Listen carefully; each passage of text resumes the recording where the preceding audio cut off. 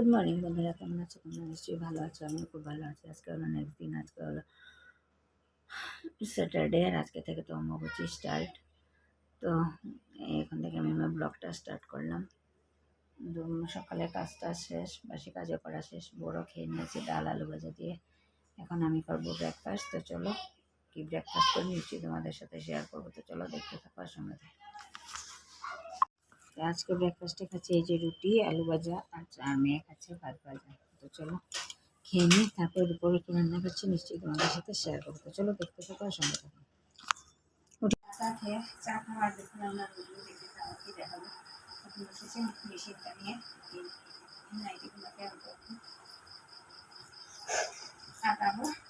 এই যেগুলো সেলাই মেশিন নিয়ে করি। তো আজকে রাত্রে খাওয়া তো দেখানো হয় না। তো আজকে ব্লগটাকে এখানে শেষ করছি। যদি কিছু ভালো লেগে থাকে তাহলে লাইক করবে, কমেন্ট করবে, শেয়ার অ্যান্ড সাবস্ক্রাইব করবে। আর আজকে থেকে তো অম্বুবাচী স্টার্ট হয়ে গেছে। মা কামাখ্যাতে বিরতির সময় অনেক সময়।